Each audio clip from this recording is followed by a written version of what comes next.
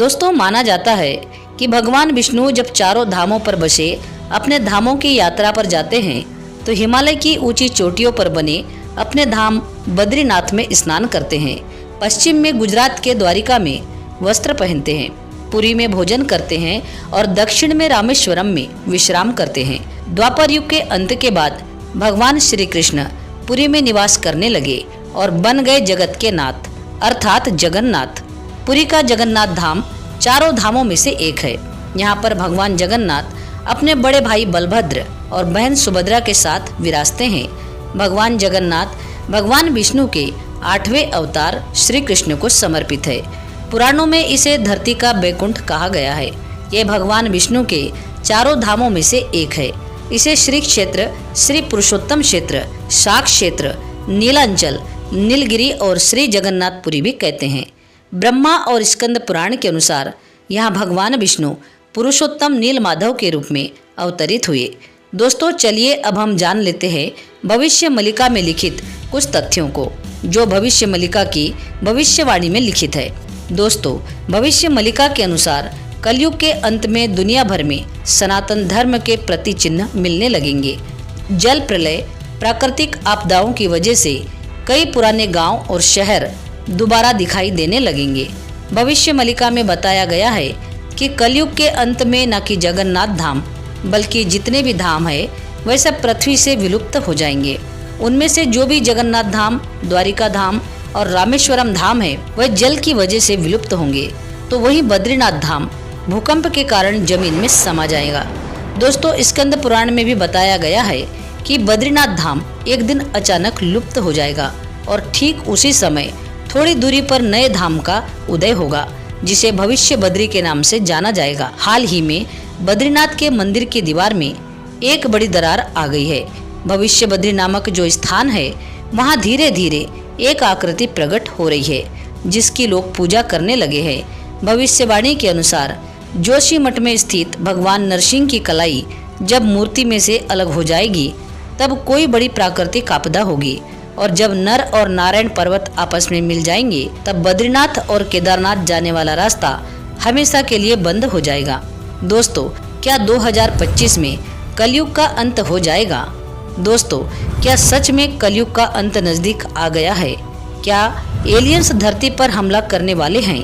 क्यों सैटेलाइट नष्ट हो जाएंगे? और क्या तीसरे विश्व युद्ध की शुरुआत हो चुकी है? दोस्तों, इन्हीं सभी सवालों के जवाब हम सनातनी टेल्स चैनल की इस वीडियो में जानेंगे। दोस्तों, आपसे छोटा सा निवेदन है कि इस वीडियो को एक लाइक जरूर कर लीजिए, और यदि आप चैनल पर नए हो तो चैनल को सब्सक्राइब अवश्य कर लीजिए। चलिए वीडियो में आगे बढ़ते हैं। दोस्तों, भविष्य मलिका में बताया गया है कि जितने भी वैज्ञानिक यंत्र है वह सब काम करना बंद कर देंगे। सैटेलाइट और इंटरनेट भी काम करना बंद कर देंगे और मोबाइल जैसे यंत्र केवल हाथों का खिलौना बनकर रह जाएगा। वैज्ञानिकों ने भी इस बात को माना है कि सोलर प्लेयर की वजह से सैटेलाइट नष्ट हो सकते हैं या काम करना बंद कर सकते हैं, या फिर हो सकता है कि कोई एलियंस पृथ्वी पर हमला कर दे जिससे वे सबसे पहले सैटेलाइटों को खत्म कर दें, जिसकी वजह से सभी इंटरनेट भी काम करना बंद कर दें। भविष्य मलिका में यह भी बताया गया है कि 2030 तक 13 शहर जिसमें मुंबई, विशाखापट्टनम, मद्रास आदि होंगे, ये पूरी तरह से हमेशा के लिए पानी के अंदर डूब जाएंगे। दोस्तों, 2024 के बाद से शहरों का जल में डूबने का सिलसिला शुरू हो जाएगा। उड़ीसा का तो लगभग 60% हिस्सा जलमग्न हो जाएगा और जगन्नाथ प्रभु की 22वीं सीढ़ियों तक पानी भर जाएगा। भाखड़ा नंगल बांध, चमोली बांध और हीराकुंड बांध टूट जाएंगे, और जब ऐसा होगा तब समझ जाना कि कलयुग का अंत बहुत नजदीक है और जल्दी ही होने वाला है।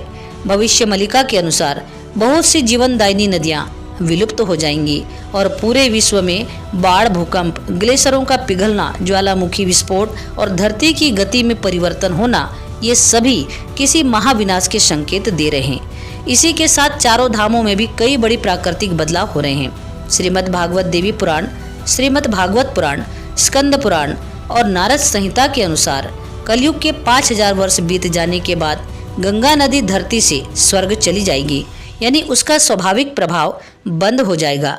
हिंदू धर्म ग्रंथों के अनुसार कलयुग के 5000 साल पूरे हो चुके हैं और सिर्फ गंगा ही नहीं बल्कि यमुना और नर्मदा के लुप्त होने के संकेत मिलने लगे हैं।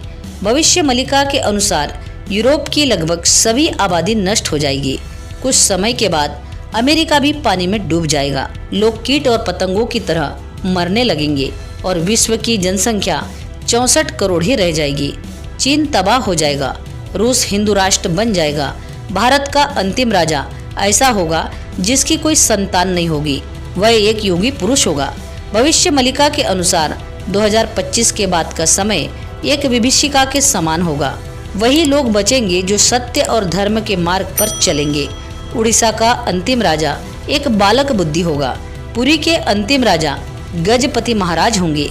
भगवान जगन्नाथ के धाम पुरी में मंदिर के ऊपर से पत्थर नीचे गिरने लगेंगे और मंदिर का ध्वज भी कई बार नीचे गिरेगा।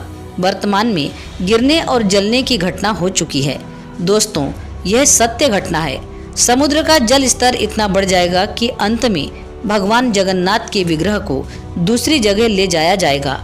इस दौरान प्राकृतिक आपदा के चलते जगन्नाथपुरी धाम समुद्र के गर्भ में समा जाएगा। दोस्तों, भविष्य मलिका में यह भी बताया गया है कि कलयुग के अंत में न केवल जगन्नाथ धाम बल्कि जितने भी धाम है वह सब पृथ्वी से विलुप्त हो जाएंगे। इनमें से जो जगन्नाथ धाम, द्वारिका धाम और रामेश्वरम धाम है वे जल की वजह से विलुप्त होंगे। वहीं बद्रीनाथ धाम भयंकर भूकंप के कारण धरती में समा जाएगा।